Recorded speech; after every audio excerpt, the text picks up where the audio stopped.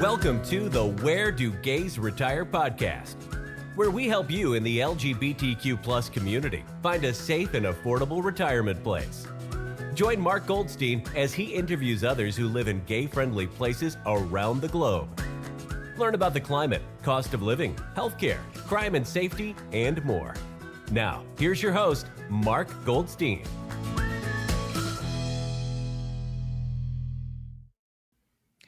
Today, we'll take you to St. Petersburg, Florida, and our guest speaker today is Jim Nixon. Jim is the director of the St. Pete Service Center and LGBTQ Liaison of the City of St. Petersburg, Florida. He serves dual roles as director of the St. Pete Service Center and LGBTQ Liaison. As director of the St. Pete Service Center, he's responsible for the daily operation and strategic implementation of the St. Pete Service Center, which processes citizens' requests for assistance with services and distributes them to the responsible departments. As LGBTQ Liaison, an accessible and friendly ear to the city's LGBTQ community, and elevates the LGBTQ-related concerns of the city executive and other city officials. He serves as a spokesperson for the mayor's office to the local LGBTQ demographic and a representative of the LGBTQ interests to the leaders of the St. Petersburg government. With that, I welcome you, Jim. Hey, good afternoon. That sounds so official. There's a lot of LGBTQs in there. I know, it is a lot. There's a lot of those. But yeah, we need to make sure that we're represented. So yeah, they have to be there. Absolutely. And I'll tell the audience a little bit about some quick facts about St. Pete. So St. Pete is the city on Florida's Gulf Coast, part of the Tampa Bay area. It's known for its pleasant weather, hence its Sunshine City nickname, making it popular for golfing, boating, fishing, and beachgoing. Its waterfront parks host the Dali Museum. Great museum. Love it. Absolutely. Featuring surrealistic works of art, the Museum of Fine Arts, and works ranging from ancient to contemporary, the Mahaffey Theater, home of Florida Orchestra. With that, again, welcome, Jim, and tell us your story. Where did you move from? How long have you lived in St. Pete? And what made you to decide on St. Pete? Sure. Well, first, before I have to go back and say, we have 9 museums within a 1.5 mile radius here in downtown. So while the Dali Museum is the crown jewel of museum district, there's a lot of jewels in that crown. So wow. Be 9 sure museums? 9 museums. Absolutely. That's incredible. Yeah, really a great downtown museum district. Arts and culture is really big for our city, so that's important. But yeah, so I moved to St. Pete about 19 years ago. I was born and raised in rural North Carolina, not the most inclusive environment to grow up in. And as you can imagine, I looked for ways to get out pretty early. So I joined the Navy when I was 16. I was one of the youngest delayed entry program persons in the state of North Carolina. My parents had to sign a release for me to enlist that early. I had been in JROTC through junior high and high school, and it was a good path to leave. Unfortunately, after a short period, I was outed for being LGBT, being gay, and I was discharged for being gay from the Navy. Oh, man. Yeah. So that was at a very early age. I got the bug of traveling, I guess, because of my time in the Navy being my first experience away from home. For some reason, I moved a lot in my life. I lived in different places. I've lived in Virginia Beach. I've lived in Washington, D.C., lived in Houston, Texas, Fort Lauderdale, Florida, and settled here in St. Pete.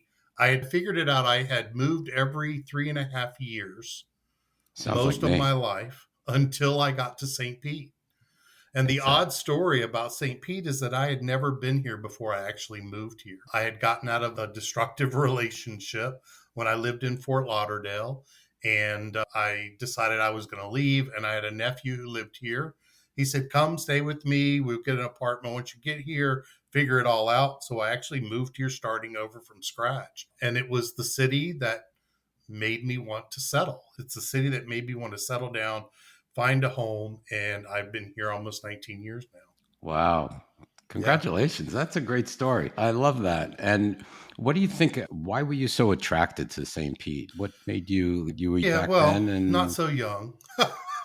But yeah, but it was really a matter of the St. Pete that I moved to is is not the same St. Pete that we have today. The foundation was there. I had worked in LGBTQ publications. I had managed a few newspapers in Houston and Dallas, working for the Houston Voice and Eclipse magazine. And I worked for one of the LGBTQ newspapers in Fort Lauderdale. So when I got here, employed, I went to work for Watermark Newspaper, which is a regional gay and lesbian newspaper out of Orlando. Been publishing now almost over 30 years. And they had expanded into St. Pete recently, and I went to work for them and really quickly got the opportunity to find my community here. One, out of necessity, because as a sales manager, I was responsible for building the market. And two, there was a lot of things happening right about that time. We had some issues in Hillsborough County in Tampa where the city council had passed an ordinance restricting pride celebrations. Rhonda Storms, who sat on city council back in the early 2000s, had passed this hateful resolution to limit pride. And we saw a very quick shift of LGBTQ interest in St. Pete because we had a very supportive city council at the time. And in 2003, we had launched our Pride event throughout the City Pride, now in its 21st year. But at that point, there was a lot of controversy over Hillsborough. And it's funny because when I first moved here, everybody said, oh, you need to be in Tampa. You need to live in Soho. It's where all the gays are. And I spent my very first weekend at a Pride in Abstention, I think it was called, or it was a Pride outside the city limits. And while it was a great tribe, it just didn't feel right to me. And so as I spent a little more time in St. Pete working with the gay and lesbian community, we had established neighborhoods at the time. It was really home. And they welcomed me really quickly. It was really a very welcoming community then. I think you'll hear as we talk a little further about the welcoming community, that's always important. And the people that are there. Yeah. Absolutely. And yeah, living myself, I have lived in Tampa, in the Tampa Bay area. And yeah, St. Pete, I know. St. Pete was the place. In fact, we'd visit our friends in St. Pete every weekend. And that's actually why we kind of moved away from the Tampa area, because we didn't want to continue traveling so far to visit friends too. That was one of the reasons. We were actually just in the wrong area. Right. You know, that happens a lot because for those times and in that time period when I first moved here, the neighborhoods were the safe neighborhoods. They were the places that you went. We also, as a tourism industry here, well, all of Florida, but here in St. Pete, we did have a long-standing LGBTQ resort called Suncoast. And it had been a big part of what made St. Pete LGBTQ friendly and had drawn a lot of people to come to St. Pete. Of course, we got the great beaches. We have white sand beaches. We have, I think 3 of the top beaches in the country here in our peninsula. Yeah. So there was a lot of reasons to travel and visit. And I had remembered hearing when I lived in Fort Lauderdale that people would drive up to St. Pete or drive up to Tampa and stay at the beach. I never quite understood that until I got here because we had St. Sebastian Beach in Fort Lauderdale. I was like, why would you go to St. Pete? Right. But once I moved here, I quickly started realizing some of the things that made it such a great city. We're a grid city. There's very little traffic. Because we're a peninsula on a peninsula. In the winter, our temperature is about 8 to 9 degrees warmer. And in the summer, because of the water temperature and the sea breeze, we're usually about 8 to 10 degrees cooler than the peninsula. So, which makes a difference. And you mentioned earlier, it's the sunniest city in America. It's recorded of having the most consecutive days of sunshine. Having Tampa Bay there, most of the sea breeze that comes over, it usually breaks up over the bay. So we don't get as much rain, all those things. And it's Florida. It's warm and beautiful, tropical breezes.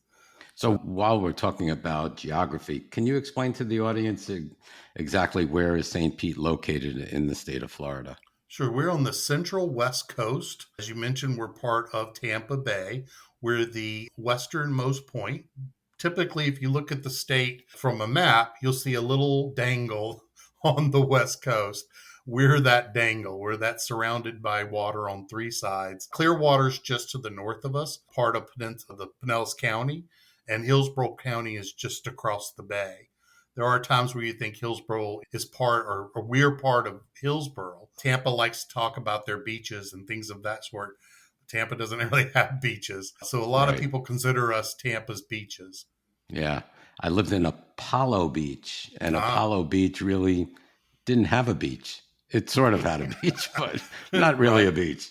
Yeah, exactly. But okay. So, and I think from where St. Pete is actually located, you're at sort of out of the hurricane. I know you came close this time. Yeah, very close. Very close. Lucky. Too close for comfort. Yeah. We haven't had a hurricane here, a direct hit, since 1921. Yeah. There's a lot of talk about the Indian mounds that were discovered on St. Pete, that they save us from hurricanes, but we don't want to risk that. And our thoughts and prayers go to everyone south of us. A lot of resources are gathered here that have been going down to help, and we're very proud of that process.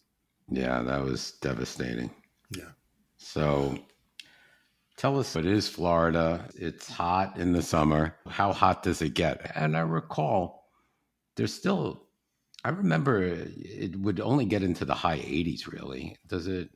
Is that about what it is in the summers? Yeah, I mean, in the summer, we've never broken 100, which I found really surprising, that in all of the history of weather data, we've never broken 100. But in the highest heat of summer, it gets warm. I mean, we get up to about 90 degrees. Our average high is 82 degrees, and our average low is 66. But our wintertime coolest is usually about 62 degrees. It's funny when you talk to people who live up north who hibernate in the winter. We cool down in the AC in the summer. Right. So you just limit the number of things that you do. It's Florida. We're going to have heat and humidity. It's like the weather. We go on, and for about 2 months, we hear hot, humid, hazy. Those are our three things. But we get the benefit of that every winter. There's a reason that 38,000 snowbirds come to Tampa Bay every year. Yeah, our population increases due to snowbirds. That's because the weather is just so beautiful. My utilities go down. My house is open all the time. It's starting to get cool now, right? It is. Our first major cold front's coming in on Wednesday. I think we'll be 88 tomorrow, and our high is 62 on Wednesday. Ooh. So our fall is about 4 days. So when they say fall for us, it means the temperature literally falls and it stays there. So we're very fortunate to have some beautiful weather on the horizon.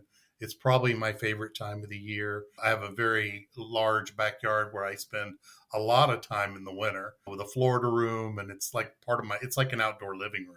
Yeah, that's great. Really nice. That's great. Yeah, I enjoy this part of the year.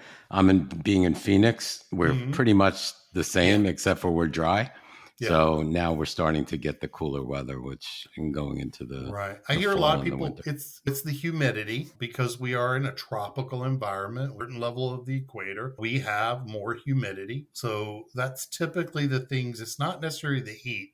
It's the humidity. And most people, their first summer, it's difficult. You adjust what you do. But usually, for most people that I hear, they get used to it. They know what to expect. But it's still beautiful being on the beach, because our water temperatures are typically cooler than the air temperature. People go to the beach. We have a really great gay beach here called Sunset Beach, and it's very popular all summer, all winter. So that's the good part about it. You can typically do outdoor activity all year. Just in the summertime, it's going to be hot. Right. Just like it's relative. Yeah. People up north, they don't go out in the winter, so they stay home or stay in the heat. In the summer, people from Florida just stay in their air conditioning. I keep one winter coat, and I keep it for when I go home to North Carolina, because I usually go home during the holidays, and it's the only time I ever break it out. And it's probably, I'd say, at least 10 years old, and of course it's been worn about 10 times.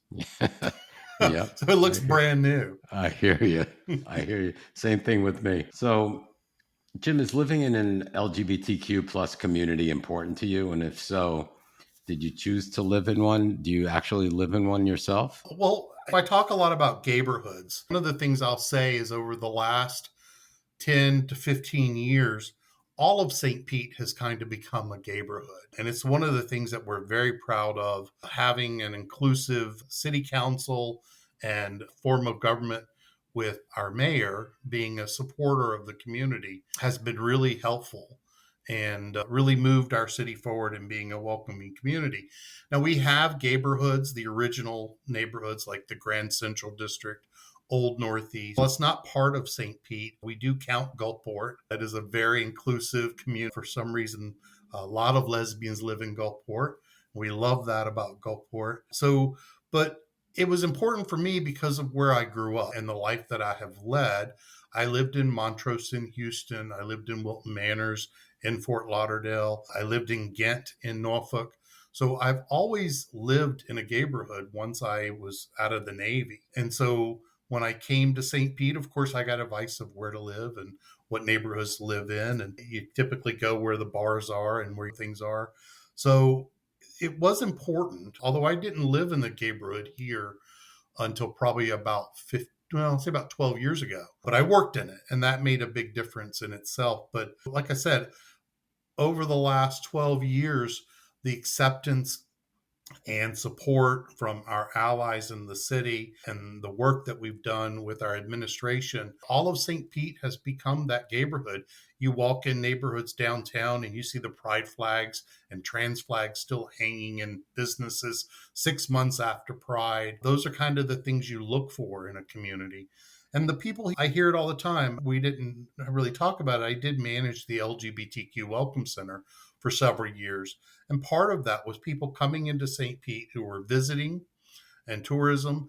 And it was interesting to hear people come back and visit me a year later and go, I met you a year ago at the Welcome Center and I live here now. I love it. So all those things take into account being a welcoming community. For me personally, I could not imagine living in a community where I didn't feel welcome, but I understand it is a big draw for a lot of people moving to Florida, moving to St. Pete. I just hope our current political environment keeps us the way we are and now we've gotten. So we watch what happens out of our state. It does give us pause and frustration sometimes.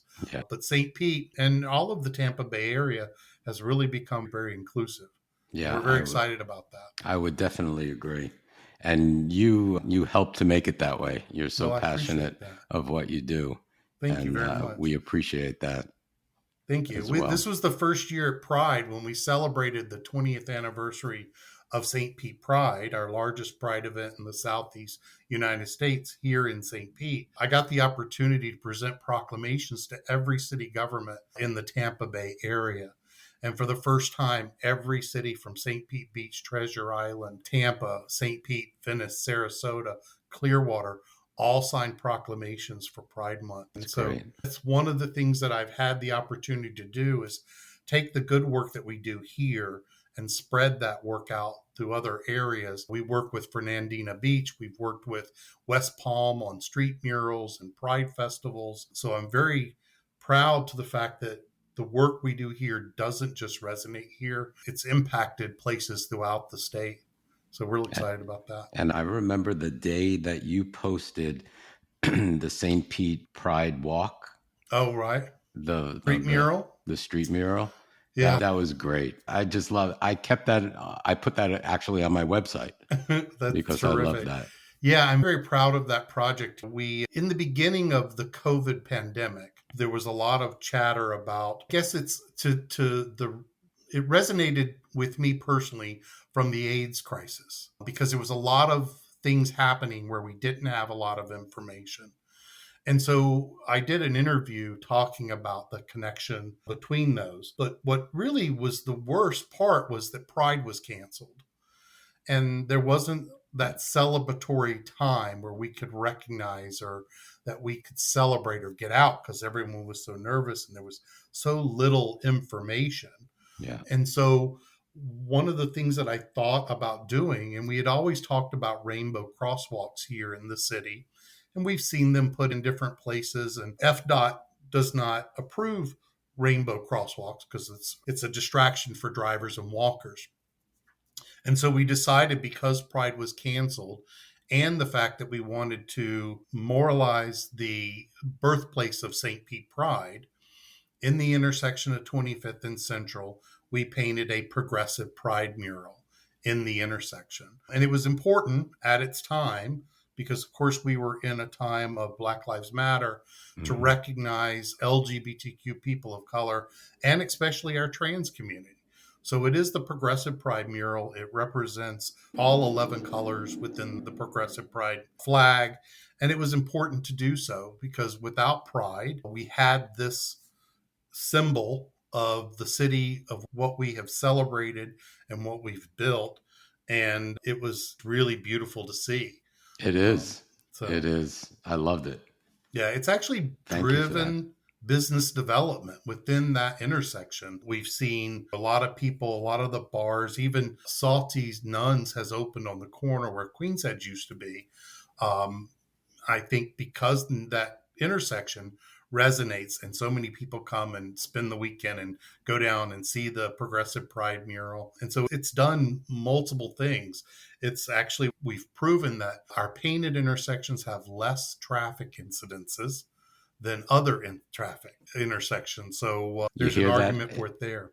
Yeah, FDOT or ADOT, whatever they're called. Yeah, right, exactly. Well, and the exciting thing is a year later, we have 2 rainbow progressive intersections, one in Boynton Beach and one in West Palm, that we helped facilitate what kind of traffic paint was required. The one in West Palm is very controversial because it was marred by a person coming from a Trump birthday party, and there was a long-standing case against it. But we've helped facilitate some of those successes in other cities, which is really great. That's great.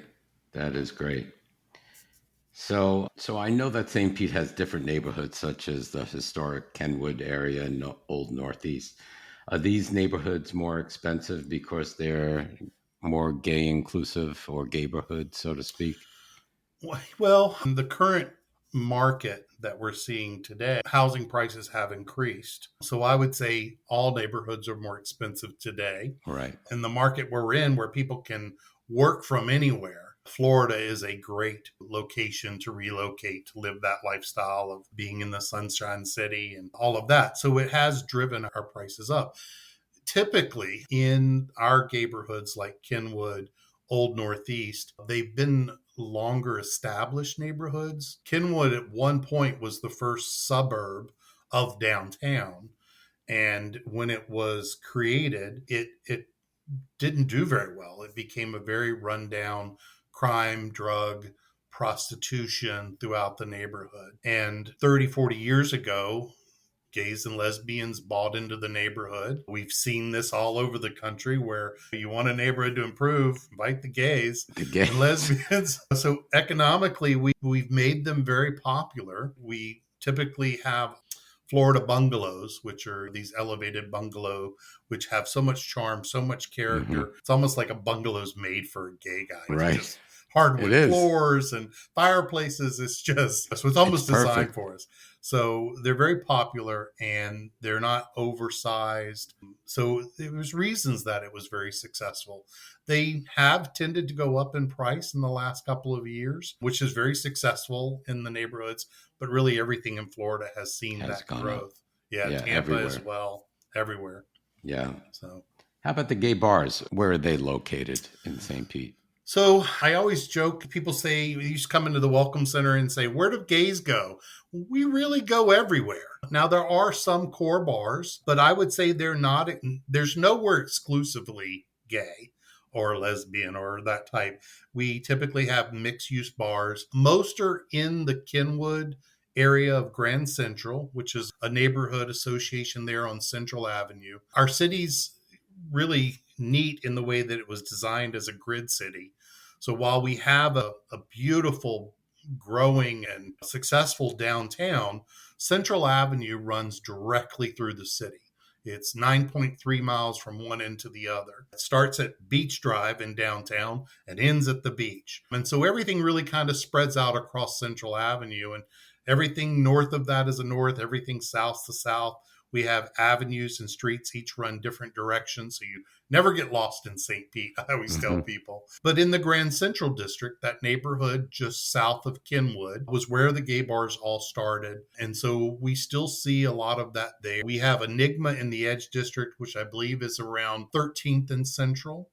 We have Cocktail, which is a new resort opening. Heard about that one. Yeah, that's exciting. With on Central and 24th. We have the Garage at 28th and Central, as well as Lucky Star.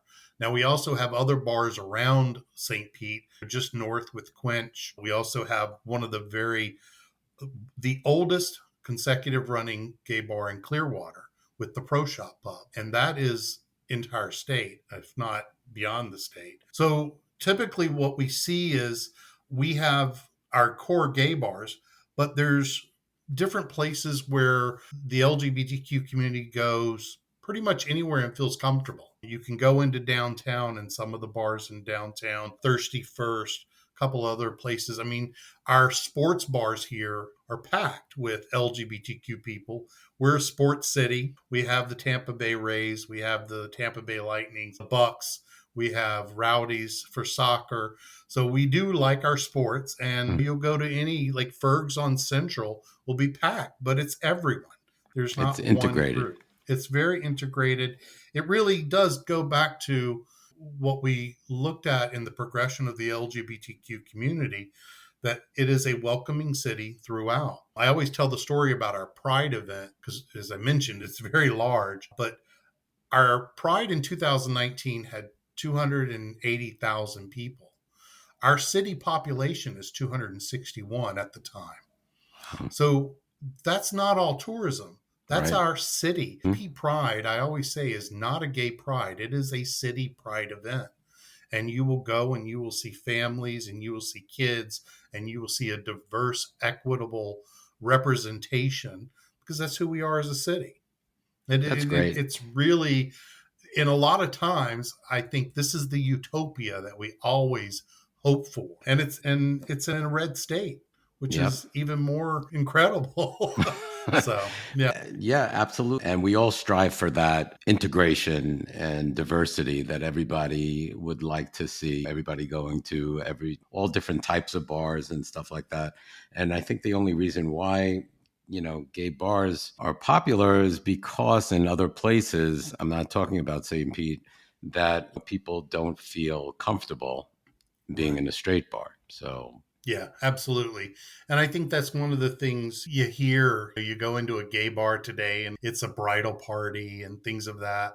And we definitely have a shared respect for people within the community. Drag entertainment is great for everyone. We have large drag bingo fundraisers that everyone goes to. And so those type of things, we even had our second annual Pride Run just this last week.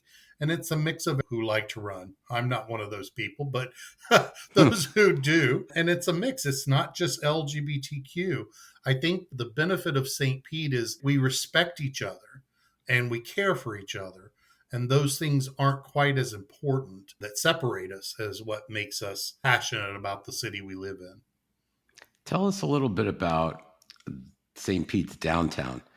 I just love St. Pete's downtown. It's just as far as even as visiting, and I used to live there, not too far away, but I always loved the downtown. It's just so beautiful and there's so much to offer.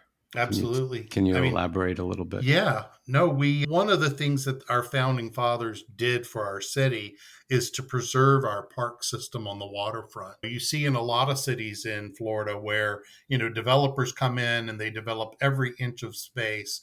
It's just a list of high rises. And not that we don't have our condos and high rises, but on the waterfront, our park system is preserved. We cannot annex those. We cannot develop them. And so surrounding our downtown, you have multiple park areas by the marina, by the St. Pete Pier, which is another thing that you just have to recognize. We have one of the world's most famous now, recognized pier district. It's 21 acres of pier district that goes out on Tampa Bay with a beautiful building out at the end. It's a park system, so there's something from everyone, from a kid's water park, state-of-the-art playground, beach at the pier, food vendors, restaurants. It's just a great, and it has one of the largest Janet Eckelman sculptures, which is a lit net sculpture that flows over the pier district. So to see that, especially at night, is just breathtaking. And of course, we mentioned the museums. From one end of our museum with the American History Museum, the Raymond James American History and Wildlife Art, the Dali Museum of Fine Arts. We have one of the fourth largest Holocaust museums in the country in St. Pete, the Del Chihuly Collection, the Imagine Museum, which is glass and art. So all of our culture is intertwined into our downtown district. Our Looper, which is a free trolley system, runs throughout downtown. You can get on. It's a great tour because our drivers have been there for years and they know the city. But there's bars and restaurants that line the street. I love that. It's so beautiful. And one of the things we started in 2017, our then Mayor Kreisman and St. Pete Pride partnered because we had relocated our Pride event from the Grand Central District to downtown. A very controversial choice to leave the neighborhood, but there was a multitude of reasons why that choice was made through St. Pete Pride. And so to support that and help the businesses really get vested in that event, the mayor would actually go out, and still does to this day, and pass out rainbow flags to kick off the Pride event. And so when you go down to our downtown district throughout the year, you'll see rainbow flags, and we integrated in 2018 and included the trans flag because we do know that trans visibility is so important. Mm-hmm. But you'll see trans flags hanging in local restaurants and businesses. That's the city we want to be. You don't see that in many cities. No. That's why, I don't know, I have St. Pete is a city close to my heart. I really love it. Is I think for anyone who comes here, LGBTQ or not, I'm a symbolism guy. I'm old school. I always joke, I'm just another cisgender fat gay guy, especially in the things that we face today for LGBTQ people of color, the danger to our trans community, especially Black trans women. I grew up in rural North Carolina.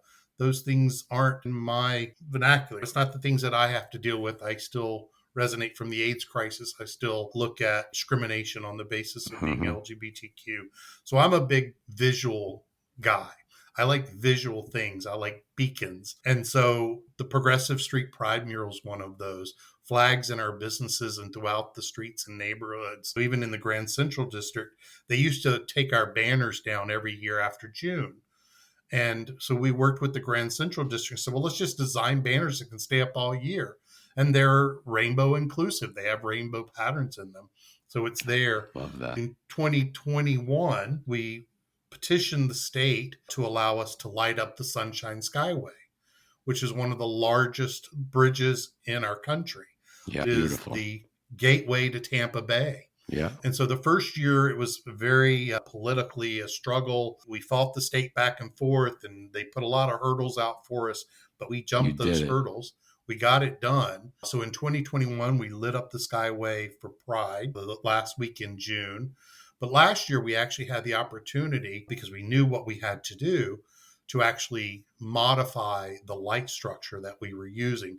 Because the first year they allowed us to do it, they didn't have a Pride sequence. There was no 6 colors or 9 color, 11 color sequence. It was just all the colors.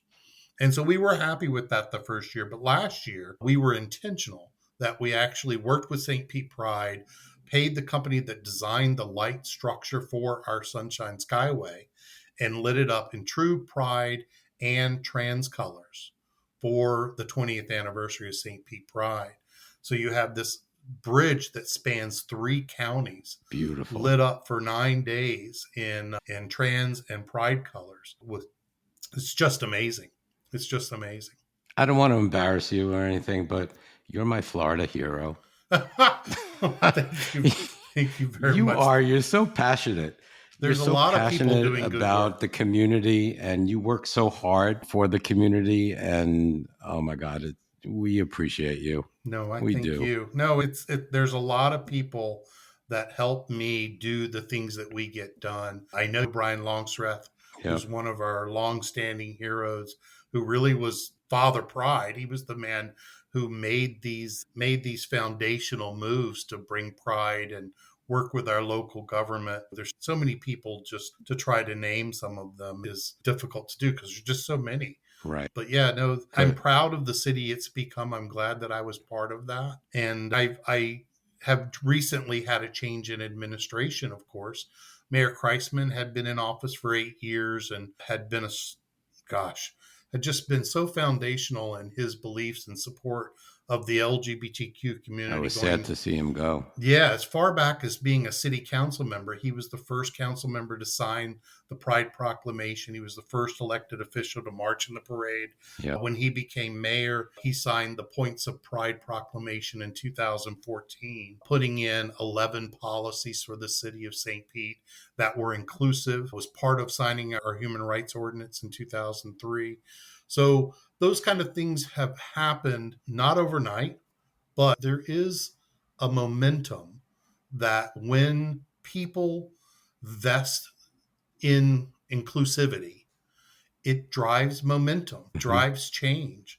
Yeah. And we see that with our city council being supportive. 2 years ago, we adopted LGBTQ businesses into our city's small business enterprise. So we're promoting economic development. Those type of things don't happen overnight, and it doesn't happen singularly, and it definitely doesn't happen with just one person. So those people need that recognition as well. Kudos to them as well. Yeah. Too bad. I wish it spread across the country the way. We're yes. trying. So is it difficult or easy to make friends in St. Pete? Is the gay community friendly? Are there meetup groups? Yeah. No, I think it's, look, meeting new people is never easy. Easier for some than others. And of course, we all have the traditional environments, and we have some non-traditional. We have some technology environments. We have the gay apps. You can either you love them or hate them. Right. But they're very popular. But yeah, we have lots of meetup groups. We're very fortunate to have some long-standing businesses like Metro Inclusive Health, which has been our primary care provider specifically for the LGBTQ community for over 25 years. Started out, of course, in the 80s in the AIDS crisis as a HIV support program, from providing medication to HIV testing, and has grown into really a dual city community center and focus on LGBTQ healthcare. These type of entities have social programs, and they do focus on LGBTQ youth, our elders. We have bear groups, that the Tampa Bay area bears, that have cook-ins and beach parties and things of that sort. We have a group now that's a Florida meetup of newbies, as we say here, people just moving to the area that meet up once a month at different local restaurants and bars. And I think they're up to like 42 people that are meeting up.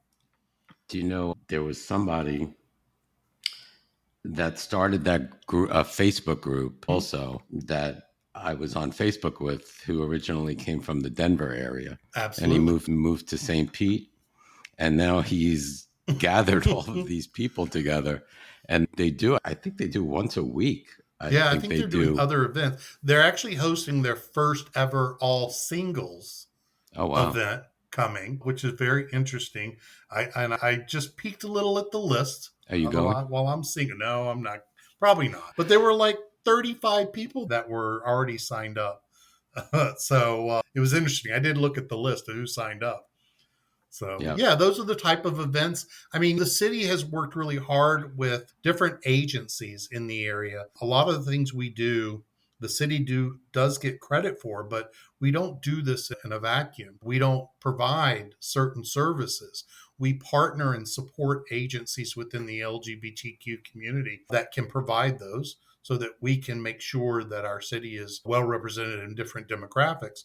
But agencies like Metro Inclusive Health, to Epic, which is part of Suncoast Hospice, providing services. We have the Sunshine Senior Center downtown, where we host LGBTQ elder fairs. We work with Area Agency on Aging, different agencies within our area that help supply services for different demographics within our community. But I don't think there's not something to do for everyone that you can enjoy. We have a huge arts community, from different mediums to murals to clay, glass. There's classes and activities. And I mentioned earlier the museums. One of the best things I recommend when people move to the area is join a museum. A lot of people may not know, but I worked at the Dali Museum for 5 years, and I helped create one of the reciprocal programs. Whereas if you join the Dali Museum, you actually get to go to a different museum every month of the year. Yep. And so it's a huge win to be a member at the Dali Museum. But they also host 3 member events per year. They have previews for every open exhibit. And because we are an inclusive city, you're never going to feel, as far as an LGBTQ individual, alone in those environments, because we have a higher than national average LGBTQ community. We have an older LGBTQ community. And that's shifting a little, as is the city. But there's nowhere you go in St. Pete you're going to feel alone. And it's very easy because we are so welcoming and open and friendly. And we also are one of the top tourism destinations. We understand people come here for vacation and visit. And to some extent, it's our bread and butter. So we treat people well. And that's important. Oh, sure. Yeah. And you've accomplished so much. I wish that other cities took after you, what you've accomplished in St. Pete.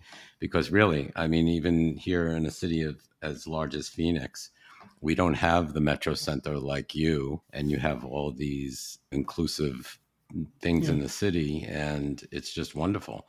Well, it's important. It's very important. Right. We have a big community here too, so we can use. We'll have to rub you off on us.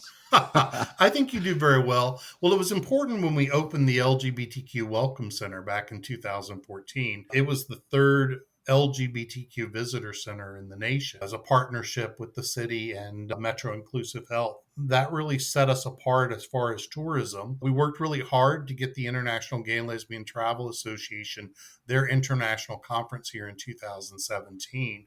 And that really put us on the map as far as tourism, that eye of LGBTQ travel. And that was important because with a beautiful downtown art district with museums, 9 miles difference from the beach. We're very excited this week. We're actually launching on Friday our first mass transit system called the Sunrunner. It's a federal program through PSTA that will get you from downtown to the beach in 35 minutes. Oh, wow. And it's an elevated, high-speed bus system with multiple stops throughout the city. It really is going to make such a difference as far as the mass transit, and it's connecting downtown to the beach. Wow, that's really excellent. Excited about that. That's excellent. Tell us about what the local economy is like, housing costs, renting versus owning, electric bills, your water bills. Give us a little idea of what that's like in St. Pete. Yeah, I mean, I think as far as utilities, I think we're about average of the nation. I don't find it overly expensive. Being in Florida, of course, we're one of those states that do not have state tax. So economically, that's a benefit, but does mean that we charge more on the municipal side for roads and projects and infrastructure for that. So our property tax tends to be a little more because we are so high, and tourism tax does apply as you're out. But what we have seen, especially since the pandemic, is really, like we've seen all over the country, is a starch increase in rent and home prices. In 2019, Realtor.com named St. Pete third most favorable place for LGBTQ people to live. And a large portion of that was based on the housing costs. I would not say that would be the case today because our housing has gone up. But everywhere in Florida, housing has gone up. So that's the aspect that we face with a successful city and a successful state, especially now that we see people can live and work anywhere. More people are moving to Florida. I think we heard 3,000 people move to Florida a day. Wow. Not all of them in St. Pete, Right. But so there is that. And those type of statistics drive our rent and our home prices Sure. go up quite a bit. We see it in Tampa, Clearwater. We see it in Jacksonville. Any of the major cities within Florida has seen a 20 to 25% increase in rent. Would you say your water bills are in line also with the nation? Yeah, I would say so. I mean, everywhere that I've ever lived, and I mean, we have an addition of stormwater because we are in Florida and we have a lot of rainwater. We do have an addition of a stormwater tier rate within the city to help cover that infrastructure to pay for it. But it's not a lot. I think it's like $3 a month added to the bill. So I know I typically pay under $100 for water, sewer. That includes, of course, also our sanitation trash. And one of the things St. Pete's very proud about is for the last 9 years, we've offered recycling, curbside recycling from our residential neighborhoods, which is terrific. Cities do not have that. Sustainability has always been a major platform for Mayor Kreisman and now Mayor Welch. And we've done a really good job with that. Excellent. Excellent. So we talked about the arts and culture scene. So pretty much covered that. St. Pete is a great example of having a great arts and culture scene. But now how about, I love food. How about food? My goodness. Restaurants. Yeah. What are the types of restaurants that you have? Do you have any 5-star restaurants? Tell us a little bit about that. We're also a food city. There's no doubt about that. We have several celebrity chefs that have opened restaurants here. We have Dr. Barbecue, well-known barbecue chef. We have, God, I'm trying to think of the chef's name. He won Top Chef several years ago. He opened a new restaurant here in St. Pete.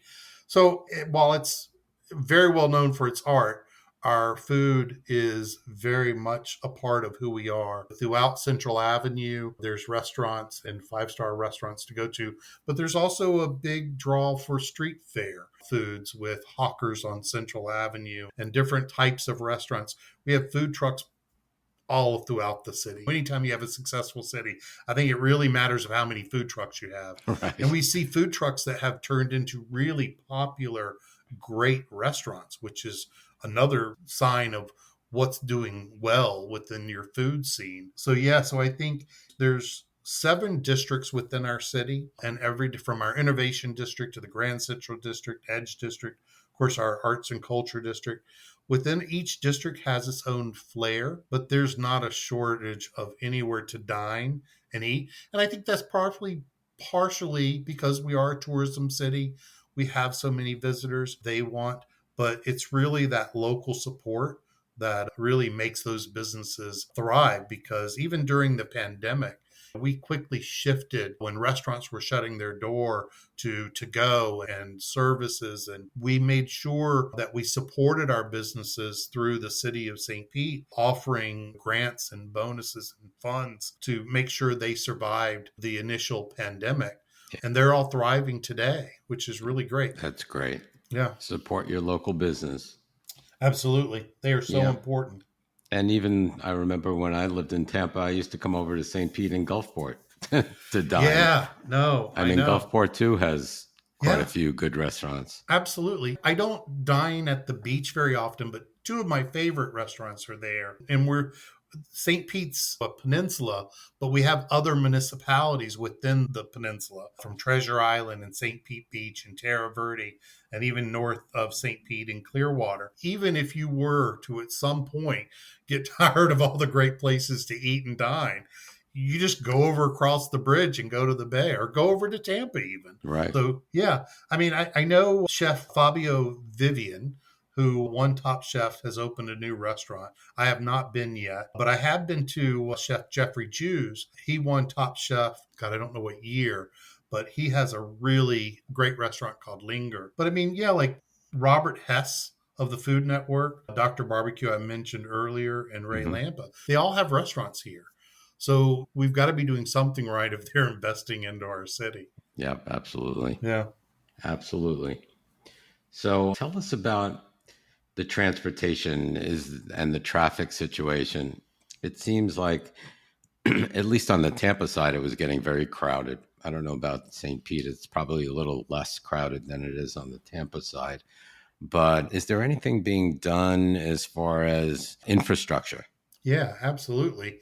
So there's been a long-standing discussion about a light rail coming from Tampa to Orlando and how we'll connect that. So here in St. Pete, I mentioned earlier the Sunrunner, which will launch on Friday. So that is our big mass transit program, and that'll run from downtown to the beach, back and forth. The number of buses on the street, they'll arrive at their port every 15 minutes. So you're never really waiting long. And they're really connecting us across the peninsula. But the other thing is we have other types of mass transit. Now, we have a very successful scooter program, which we're very proud of because we made sure we did that program right. We have docking kiosks that all of our scooters are required to be left in. And so you don't see scooters spread across the city and left in sidewalks and things of that sort. So we did that very purposely. But we also have the Cross Bay Ferry, which runs from downtown St. Pete seasonally to Tampa. It goes over for the Lightning games. It's great to go over and have a night out in the restaurant and ride the ferry over. I think it's like $8.50 to go across the bay. It takes about 30 minutes. Is that recent? We added it about 4 years ago. Oh, that makes sense. Yeah, so we're trying to add it year round because we're seasonal as far as our tourism and things of that sort. So we redid the contract just this last year. It's a partnership with Pinellas County, Hillsborough County, Tampa, and St. Pete to work with our tourism board to bring that in every year. My hope is it's going to be a year-round staple of Tampa Bay. Do you ever see, I know that the previous governor was against building a rail from the Tampa Bay area to Orlando. Right. Yeah. Do you think you'll ever see something like that? I do think so. I think it will come. I think we're working with FDOT now on programs like right now, the Howard Franken Bridge, which is the bridge that connects Tampa to St. Pete or North St. Pete, is under construction, and we're expanding that. The state has already expanded our high-speed bus service that actually runs on the side lane of 275, which connects Tampa and St. Pete. And I think there is a proven interest, especially with I think it's called the Bright Line in Miami to Orlando. That connection will actually come in time. Now, does it come from Tampa to St. Pete?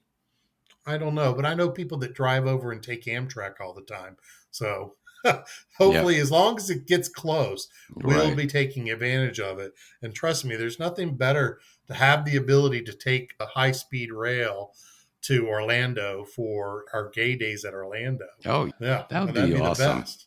Yep. I'm excited now. Free up that I-4 corridor. Oh, it's something else. So you hear about that only when it comes to voting block. But the I-4 corridor is a difficult one to traverse, especially we have love bugs in certain times of the year, as you'll remember. So the I-4 corridor is one of the worst areas for love bugs.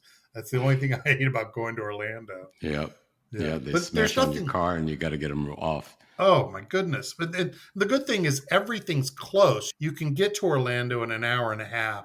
You can get to Tampa in 20, 30 minutes. So living in St. Pete, you kind of have the best of multiple worlds. Even Sarasota and Venice have very successful pride events, have great arts and culture, has very successful cities and a growing LGBTQ community in some of the smaller municipalities. It's very easy. Actually, next weekend is Sarasota Pride. So looking forward to taking the Skyway down. So there's so many benefits of living in St. Pete because you can go up to Terra Verde, you can go into Terra Verde and go to Fort DeSoto and the beach. You can drive up to Clearwater or Dunedin on a simple afternoon. And Dunedin has this great Irish culture and kilts and restaurants and a beautiful little downtown with arts throughout the city and festivals. So nothing is very far. So if you've been here for 19 years like I do, you learn to kind of go outside of the city and go enjoy some of the other benefits of the area. Absolutely. Yeah. Yeah, no, I miss St. Pete. I really do. Yeah. Well, and I was talking about the grid city too. We talk about transportation and traffic. So St. Pete is designed off of Central Avenue, that main road that runs east to west throughout the city.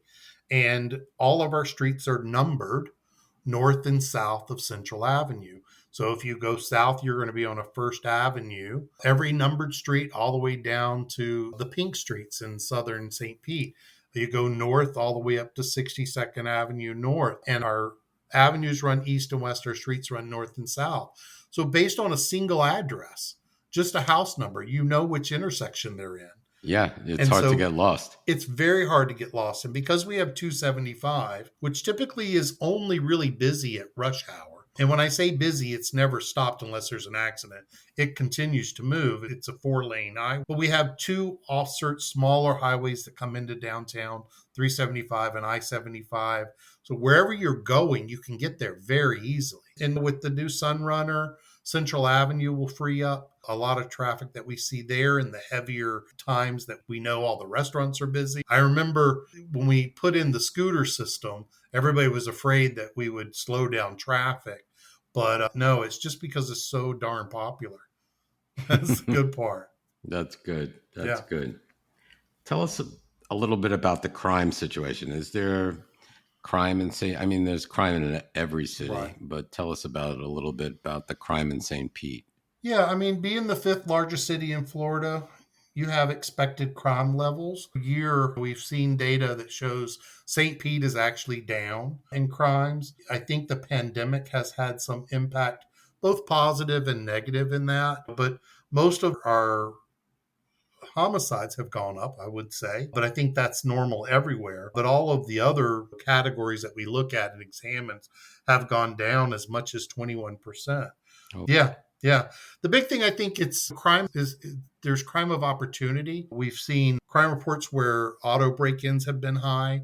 And so the city's initiated a really big program about locking your vehicles. Locking your door. Stop. Yeah. You always ask people, Oh my goodness. oh, my car got broken into. Oh, did you have the door locked? I Yep. can't remember. Oh, did you have a gun in the car?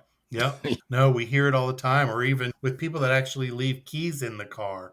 It's so surprising, but you're going to have crime in large cities within reason. I don't think St. Pete in any way stands out in any of that. So a lot of times we get blamed for other areas. Like I will say, we get a lot of bad press about bicycles and accidents. People hit on bicycles. But if you actually break that down in the county, it's mostly North County, where they don't have a strong infrastructure of bike lanes and roads and share programs. Whereas St. Pete's one of the most bike-friendly cities, I'd say, in the country, with bike lanes and shared lanes throughout the entire city. But we get that because we're a county that Right. has multiple municipalities in it. So, but I don't think, I would say it's not something, we have a great police chief who came in 2015, and Mayor Kreisman brought him over, I think from either Clearwater or Hillsborough. I don't remember which, but he's done an amazing job. We just built a multi-million-dollar police department, police state, I just spent 3 days in EOC during the hurricane at, really state-of-the-art, really supporting our police department and making sure that our program is strong and in place. And it's really remarkable what they've done with the police here. Awesome. Yeah. How about healthcare? Especially healthcare is like on top of the list for retirement folk. Yeah. So tell us about the healthcare, the hospital situation. How long does it take to see a doctor or a specialist? What's that like? Yeah, I think Tampa Bay in itself is really well covered. We have large healthcare providers in the area. Here in St. Pete, of course, we have St. Anthony's. We have one of the most well-known children's hospital, which is now Johns Hopkins All Children's Hospital. We have Baycare Hospital here. Tampa General is one of the highest rated hospitals in the country. So I think healthcare is a good opportunity. I mentioned earlier, we have a Metro Inclusive Health and Epic, which is part of Suncoast Hospice, all providing LGBTQ inclusive care. So focusing on PrEP and HIV and overall primary care specific to the LGBTQ community. But I don't think there's a shortage facilities. We have LabCorp and Quest here. So I know it's very easy to get lab work. The primary care doctors, I know looking at my list for my insurance provider, it's huge. So I've never heard a lack of anything to do with healthcare. And even in the COVID, in the beginning of the pandemic, our healthcare providers partnered with our LGBTQ organizations like Pride to have healthcare provider for their COVID protocol, which was really great because, of course, I mentioned Pride was canceled in 2020, but in 2021, we were able to host Pride over a 4-week period. We gave them the instructions to separate over space and time, and they held 4 weekend festivals, all outdoors, all with safety protocols, working with Tampa General. So we've had a long-standing partnership with our healthcare, and actually in the HRC Corporate Municipal Index, 3 of the largest and 100 companies are healthcare providers in Tampa Bay. So that says a lot. Yep. What would you say is the average wait time? Is it any different than you think any other city? Does it take a long time to get into a doctor or a specialist? Before 2020, I would say absolutely not. I think now, in comparison, I do see longer wait times. I don't know if that is because of growth or just because it's become an industry standard. COVID has changed things in the healthcare industry, and I think the impact is there. Certain times of the year when we talk about snowbirds, we have an elder population that grows about 38,000 in the Tampa Bay area. They can have an impact in that. So I think you kind of take that into account. But I know I've had my primary care now for 17 years, providing amazing care. And I haven't heard anyone really say they've struggled with healthcare within our area. Great. Good to know. Good stuff. Yeah. So how would you compare St. Pete to South Florida, such as Fort Lauderdale and Wilton Manors? I giggle because I came from there. So I lived in Wilton Manors before I moved here. I moved from Houston to Wilton Manors. I lived there for almost 5 years, and I left to come here, as I mentioned earlier. I think South Florida has done a very good job for a very long time being inclusive and welcoming, but they tend to do it in a microcosm of small areas like Wilton Manors, Fort Lauderdale, and certain areas. Having experience living in Wilton Manor, a city nonetheless, but a small city, having such an exciting and vibrant LGBTQ community kind of gave me a little insight into what we wanted to see with St. Pete, but spread that beyond just our neighborhoods. And I credit them a lot of the stuff that I worked on in my tenure here at the city, because I saw this city that was built on our community, built for our community, really, and to bring some of that here. But I say we still don't have the high cost of living that we see in South Florida. We don't have some of the things that people say detract. We don't have as much crime. We don't have as much traffic as some of the South Florida areas. I was just down in West Palm last week for the statewide LGBTQ summit, Liaison summit, and got to experience West Palm, but it was hard to get on to not be home. St. Pete is really, like I said, to me, it's a utopia that it's hard to leave. So I was ready to get home. You found your utopia. I have. Yes, that's great. What do you wish that was in St. Pete that you don't have or that you may have elsewhere? I know I miss a bagel with cream cheese with the But we have a new bagel company that just opened. Actually, they've been around a long time, apparently, in South Florida. Pete's Bagel just opened up on First Avenue South, and it is the rage. I mean, they have lines out the door and down the sidewalk on First Avenue South. So I think when we talk about mass transit, I'm really excited about the Sunrunner. I work at City Hall, so there's a stop right outside of City Hall that I can walk out of my door, get on the Sunrunner, take it down to 49th Street and go to Caribbean Cafe and get one of the best Cuban sandwiches you'll ever eat, and take it back and be back at the work in an hour. Wow. So I'm excited about that. The one thing that I've always said, and I've mentioned it to the mayor, at least Mayor Kreisman, I've mentioned it in the design, I really think the St. Pete Pier deserves a Ferris wheel. If Orlando can have it, if London can have it, there's no reason why this 21-acre pier park doesn't have a Ferris wheel. I really want to see a St. Pete Eye downtown, out on the pier. I think it's like the only thing left that Seattle we don't has have one. experience. I know, they're everywhere. I don't understand, and there's space for it. That's the best part. I love the ferry being there. You can park downtown and take a quick jaunt across the bay. I think just coming back across the water and seeing the St. Pete Eye down at the pier really would make a world of difference. It would. And you know what? I'm gonna keep my eye out in a couple of years, Jim, and I'm gonna see pictures of that. Yeah, Ferris exactly. wheel. I mentioned it, and everybody's like, "We don't need a pier." I'm like, "Yeah," but when we host the Grand Prix every year, we host the very first international Grand Prix race in downtown in our streets, and it's a beautiful event that celebrates and promotes the city all over the world. Years ago, they used to have a Ferris wheel they brought in, and you could see the pictures of the Ferris wheel and the Dali Museum in the background. And I used to love that picture. And so when we opened the Pier Park, we opened the St. Pete Pier, that was the one thing I was like, oh, I just wish they would have brought that in sooner.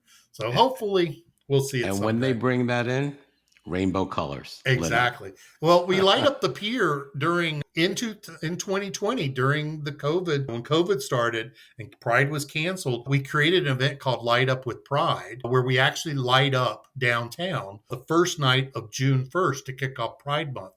We also raised the Pride flag on that day. But we host this event with the Dali Museum of Fine Arts, multiple businesses, but we actually light up all of our columns out at the pier that actually rotate in rainbow colors. I love So it. that's on June 1st. It's a really great, fun event. We have families that get out, our trans and non-binary kiddos that are excited to see representation. It's really exciting. That's great. Yeah. I know we don't like to go over cons, but are there any cons at all?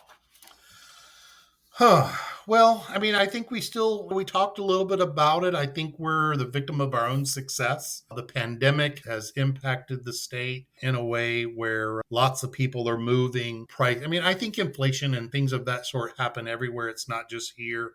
Right. But we do have housing issues here, especially for low and restricted income individuals. We're very conscious about supporting people at that lower income level to make sure that we have affordable housing. I would say we're a little behind that.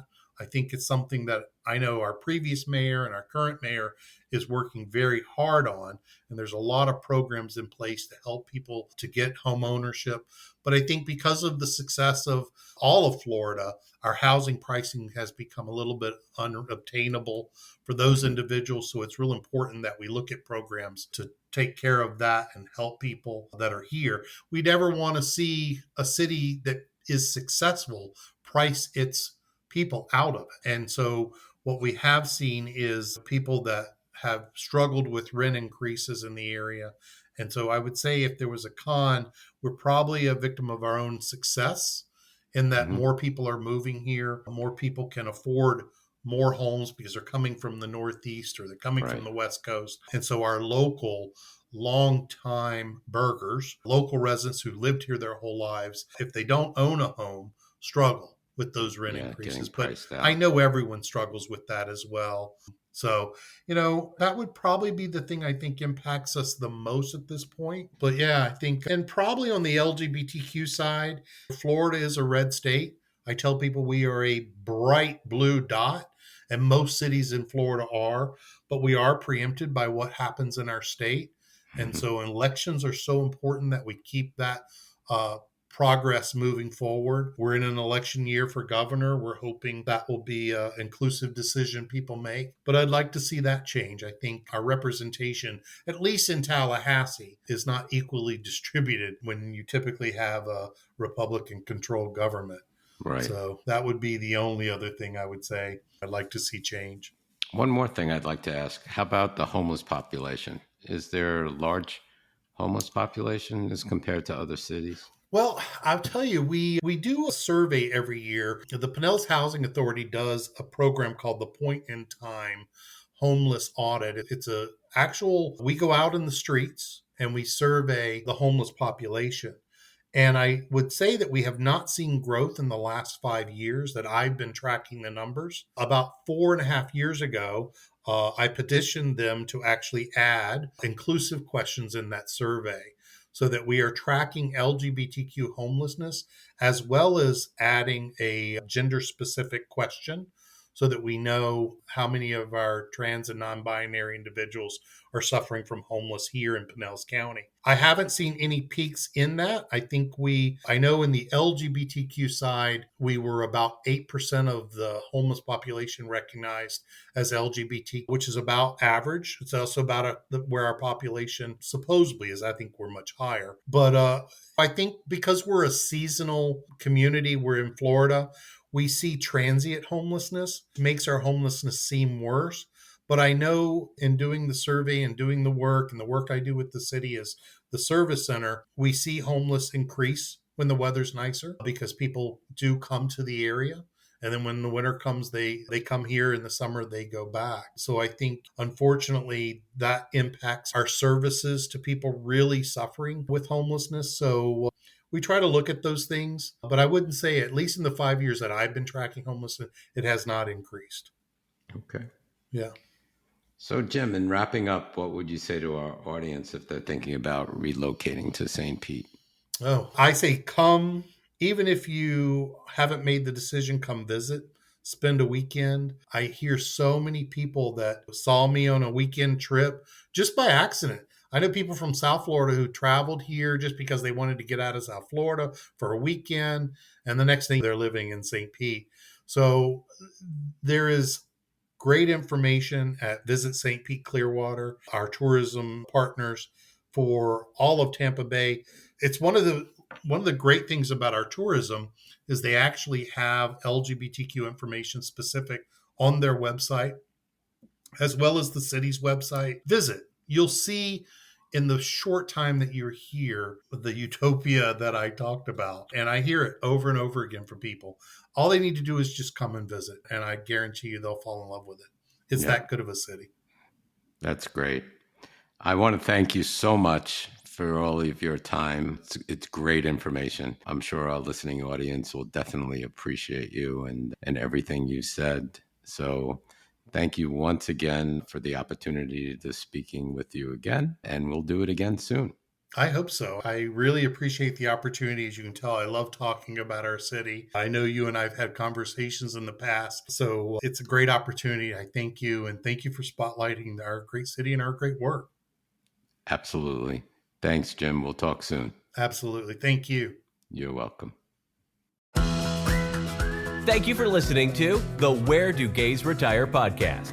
If you enjoyed today's episode, please subscribe to our podcast and consider making a donation by clicking the coffee cup on any page at www.wheredogaysretire.com. Each cup of coffee that you buy costs $5 and goes towards helping us continue the podcast. Thank you for your continued support.